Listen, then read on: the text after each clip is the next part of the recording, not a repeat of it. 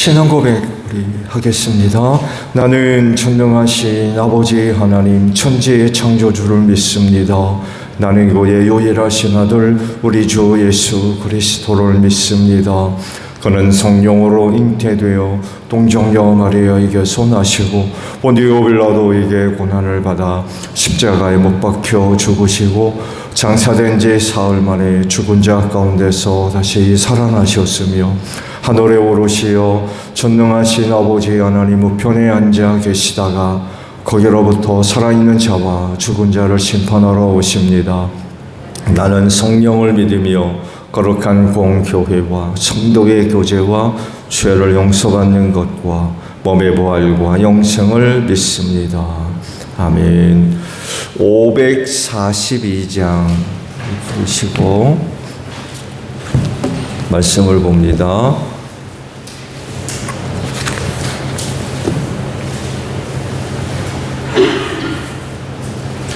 찬송가 542장이에요.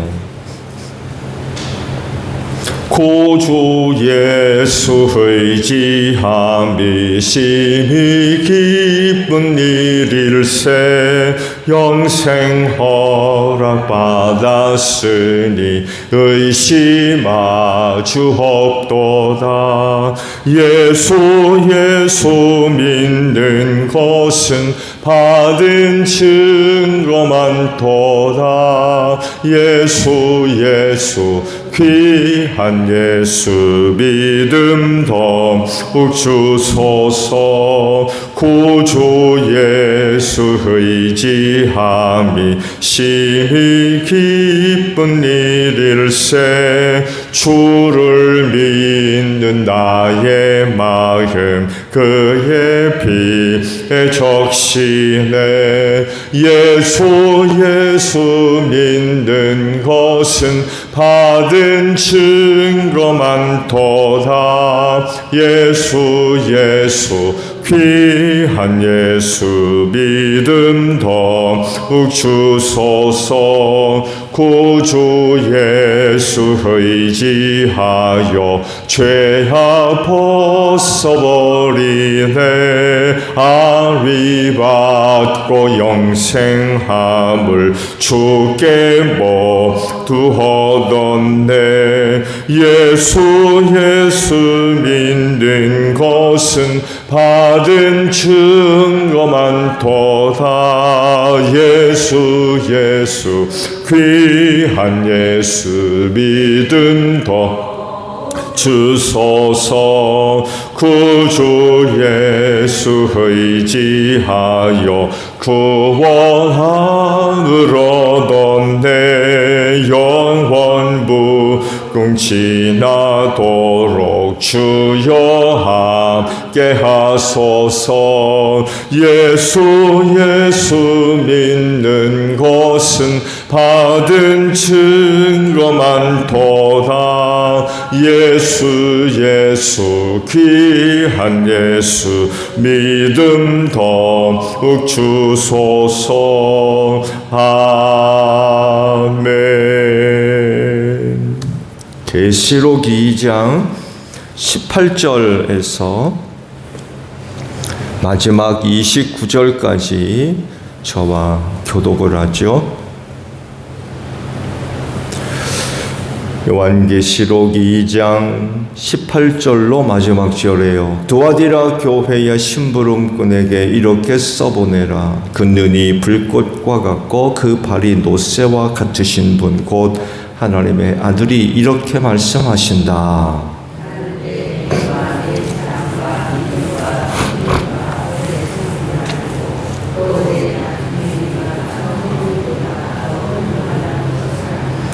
그러나 내게 나무랄 것이 있다. 너는 이세벨이라는 여자를 용납하고 있다. 그는 스스로 예언자로 자처하면서 내 종들을 가르치고 그들을 미혹시켜서 간음하게 하고 우상의 재물을 먹게 하는 자다.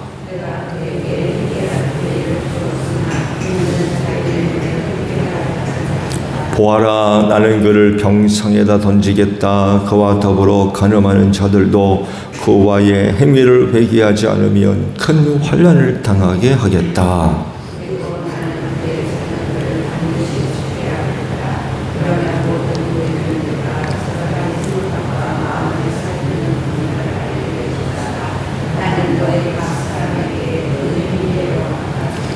그러나 두아디라에 있는 사람들 가운데서 그의 가르침을 받아들이지 않은 사람들, 곧 사탄의 깊은 흉계에 물들지 않은 사람들인 너희 남은 사람들에게 내가 말한다. 나는 너희에게 다른 짐을 지우지 않겠다.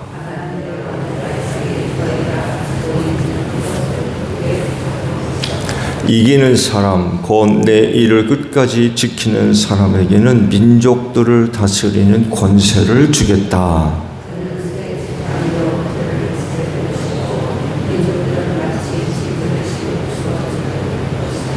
이것은 마치 내가 나의 아버지께로부터 권세를 받아서 다스리는 것과 같다.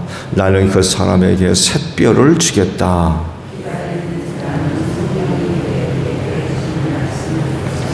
아멘. 오늘은요 25절에 있는 말씀을 함께 나누려고 합니다. 다만 내가 올 때까지 너희가 가지고 있는 그것을 굳게 붙잡고 있어라 라는 말씀입니다.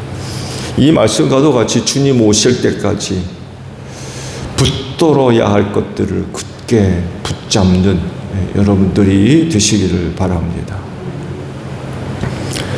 두아디라 교회에 주신 말씀들이죠. 역시 다른 교회들에게 주신 말씀과 같이 칭찬과 책망이 더불어 함께 기록이 되어져 있습니다.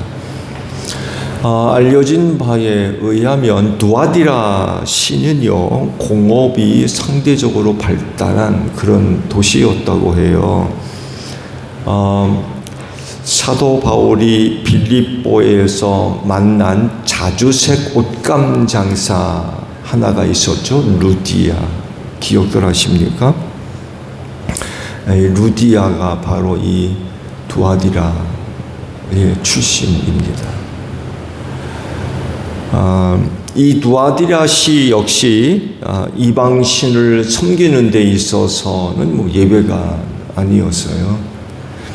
그 중에서 아폴로 신을 아주 열심히 섬겼던 그런 도시였다고 합니다. 당연히 신전에서 제의가 행해지는 것 이외에 음행이 이루어진 거는 말할 것도 없는 거고요. 누누이 말씀을 드린 대로 이방 신전에서는 단순히 그냥 제사만 그 신을 섬기기 위한 제의, 어떤 제사 의식만 치러진 것이 아니라 이런 음탕한 그런 모습들이 있었던 거죠. 그래서 이방 신전이 세워진 곳에는 아주 도덕적이고 윤리적인 그런 생활들을 기대할 수 없는 그런 모습들이 태반이었습니다. 두아디아 시도 마찬가지였습니다. 말씀을 이해를 하는 데 있어서 조금 도움이 된다면 20절에 이세벨이라고 하는 이름이 나오지요. 아시듯이 이 이름이 교회적으로 문제가 되는 이유는 두아디라 교회가 이거 스스로 예언자라 하는 이 여자나 혹은 그 여자들을 받아들여서 타락한 그런 그 사람들이 있었기 때문에 그렇습니다.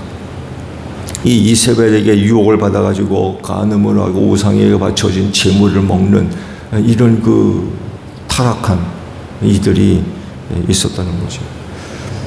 이세벨이 누구예요? 성경에 나오는 이세벨은 시돈 왕의 딸이고 아합 왕의 왕비였죠. 그러면서 북이스라엘에 물론 처음부터 그 우상숭배가 일찍부터 들어왔습니다만 해도 이 아합 시대만큼 아주 부패한 적이 없었죠. 그 중심에 바로 이세벨이 있었어요. 바알 시인을 들여왔죠. 아주 표현에 의하면 음란하게 섬겼다고 말씀을 하고 있습니다.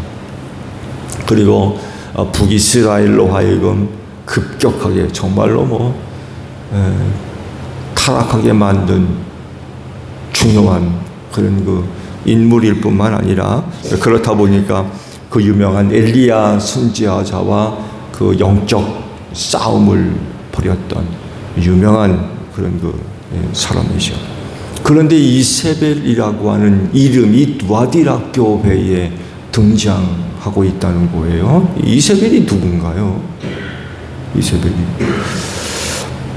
아마 이제 생각하건대 상징적으로 사용한 이름이다라고 보고 있어요. 실제적인 이세벨이 아니라 이세벨이 북이스라엘에 들어왔던 그런 그 타락한 그런 그 모습을 두아디라 교회에도 이런 그 모습이 나타났기 때문에 상징적인 의미로서 이세벨이라고 표현한 것이 아니냐, 이렇게 지금 보고 있습니다. 한 가지 사실은요, 자칭 예언자라고 했던 사람이 여자 아니냐라고 봐요. 여자 아니냐. 남자였다고 하면 이세벨이라고 하는 이름은 사용하지 않았을 텐데, 두아디라 교회에 은밀하게 들어와서 자칭 예언자라고 하면서 성도들을 가르치고 타락시켰던 사람들이 바로 여자나 혹은 여자들이 아니냐, 이렇게 보고 있습니다.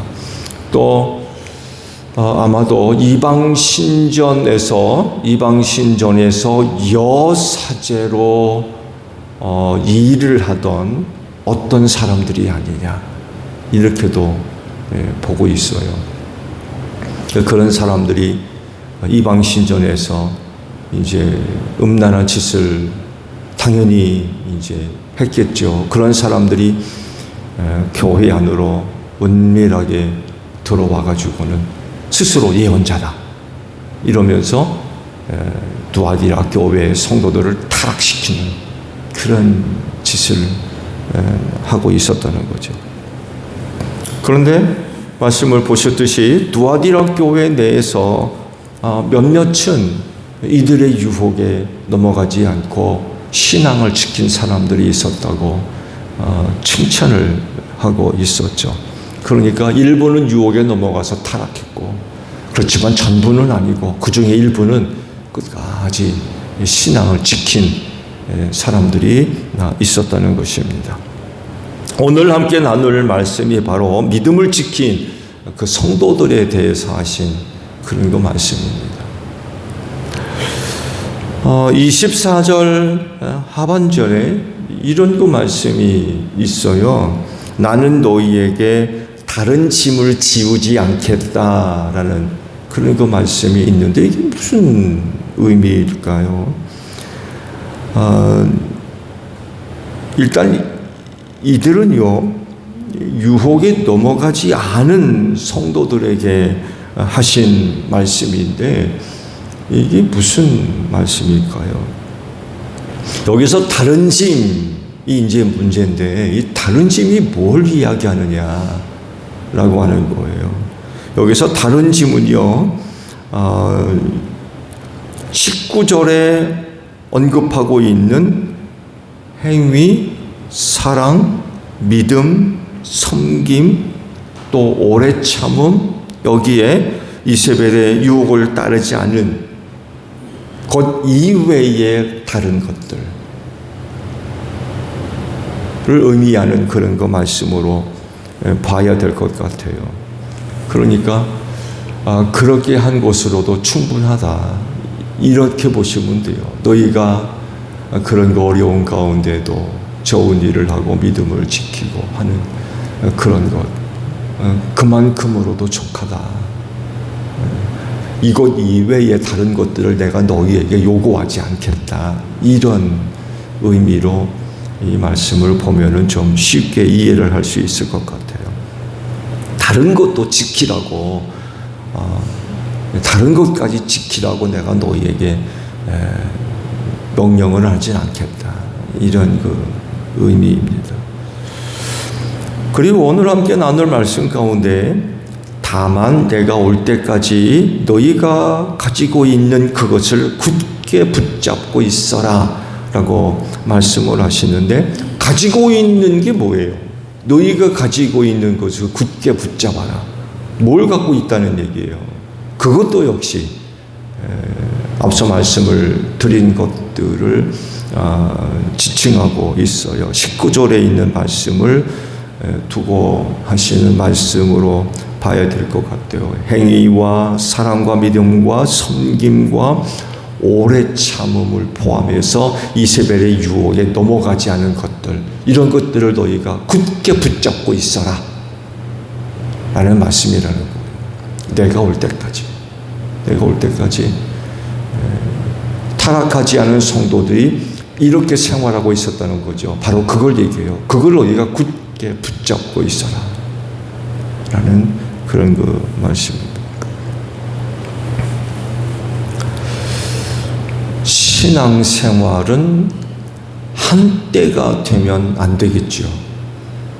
한때. 종종 어떤 사람들을 만나서 이야기를 들어보면 그래요. 오늘 학생 때 교회 다니면서 회장도 맡았다고. 지금은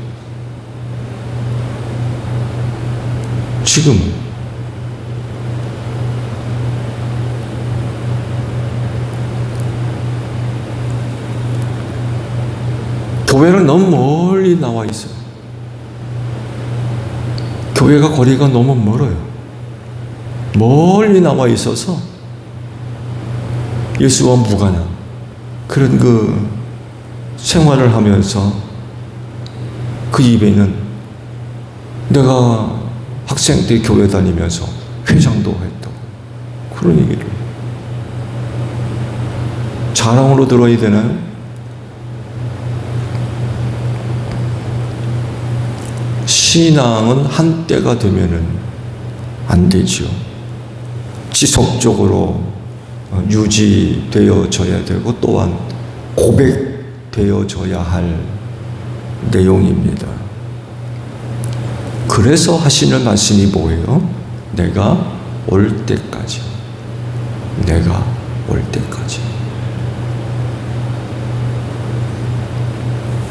그때까지 굳게 붙잡고 있어라 라고 말씀을 하십니다. 그래야 약속된 것을 얻을 수 있는 줄로 믿습니다. 그때까지 굳게 붙잡고 있지 못하면 그리스도 안에 약속된 은혜를 얻지 못할 겁니다. 일단 오실 주님 영접하지 못할 거예요. 버림받는 거죠. 세상이 망할 때에 함께 망할 수밖에 없어요.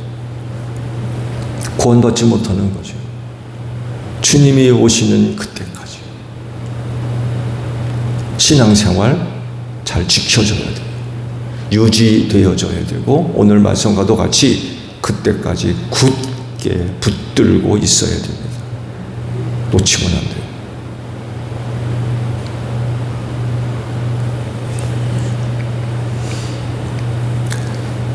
그래서 그리스도인의 신앙은 인내를 통해서 완성되는 것 같아요.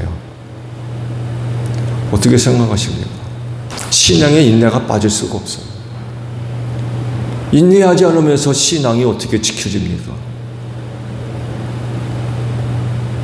그 신앙을 완성하려면 반드시 인내가 있어야 돼요. 참는 거죠. 참고 견뎌야 돼요. 속상하다, 슬프다, 아프다, 괴롭다, 화난다, 안 된다고.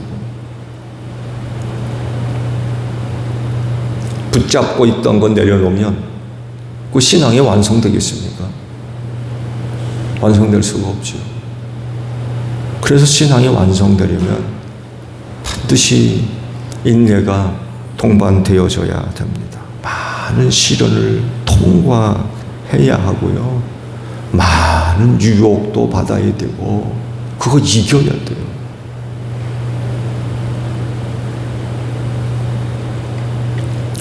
그렇지만 반대로 그런 것들을 이기지 못하면, 견디지 못하면 약속된 것을 얻을 수가 없겠죠. 당연히 믿음에서 떠날 수밖에 없어요.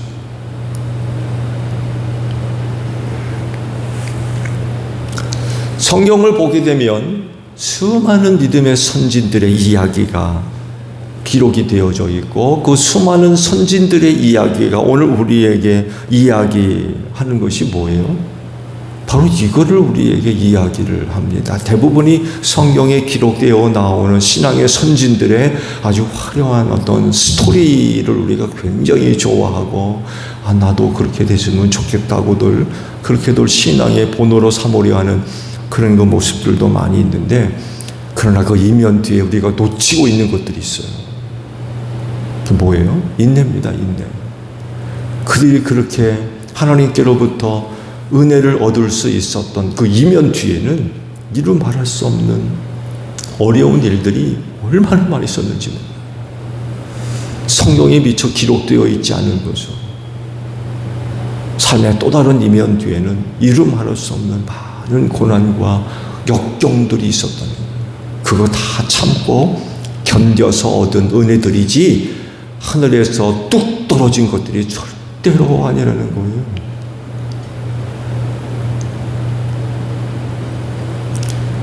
성경에 기록되어 나오는 믿음의 선진들의 삶의 이야기, 표면적으로 보게 되면 굉장히 화려해 보여요.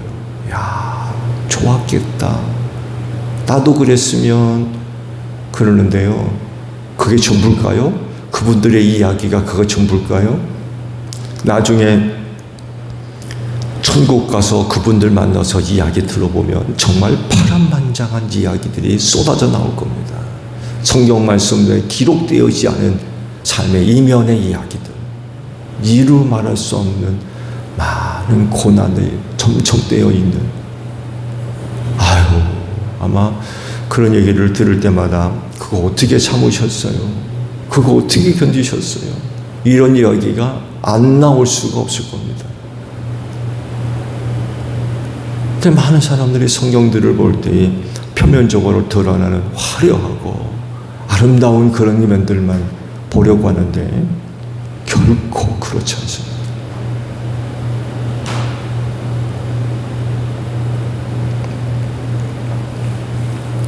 결국 믿음의 선진들이 우리에게 이야기하는 삶의 스토리, 그건 바로 끝까지 인내하라는 거예요. 끝까지 견뎌야 된다.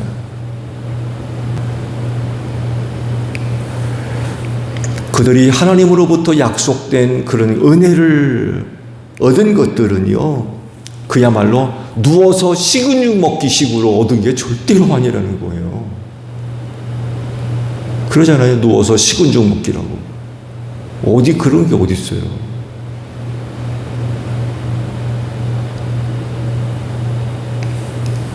인내의 결과들입니다.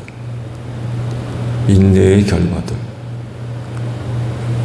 내가 올 때까지 그거 고속도로 타고 KTX 타고 비행기 타고 그런 겁니까? 그렇지 않습니다. 내가 올 때까지 그 시간은요, 이루 말할 수 없는 많은 어려운 일들이 있는 거예요. 그거 다 견뎌야 되고 그거 다 통과해야 돼요. 쉽지가 않은 거죠. 그래서 성경에 약속된 은혜들은요, 인내의 결과물입니다. 그거 견디지 못하면, 인내하지 못하면 결코 얻을 수 없어요.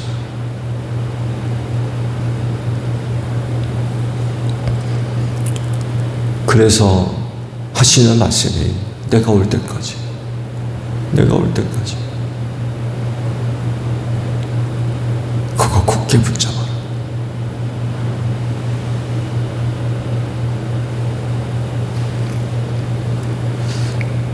이보다 더 길어진다면, 생각보다 길어진다면 이렇게도 바뀔 수가 있을 것 같아요. 내 영혼이 하나님 앞에 설 때까지.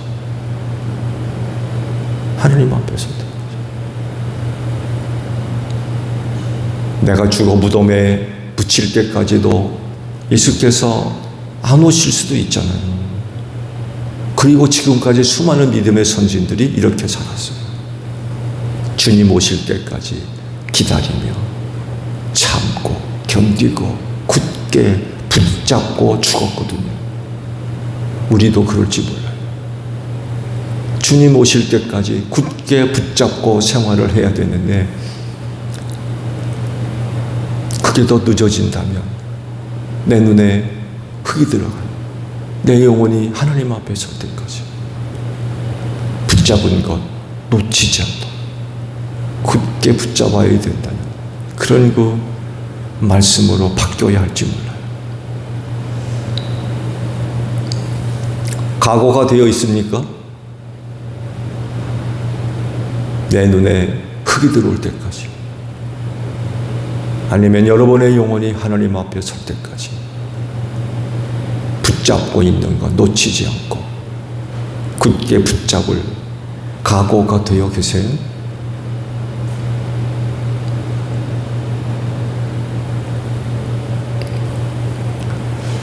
오늘도 짧은 하루지만 오늘 여러분들이 붙잡아온 거, 붙잡고 계신 거 오늘 하루도 잘 지키시기 바랍니다. 오늘 하루도 신앙생활 잘 하시는 여러분들이 되시기를 바랍니다.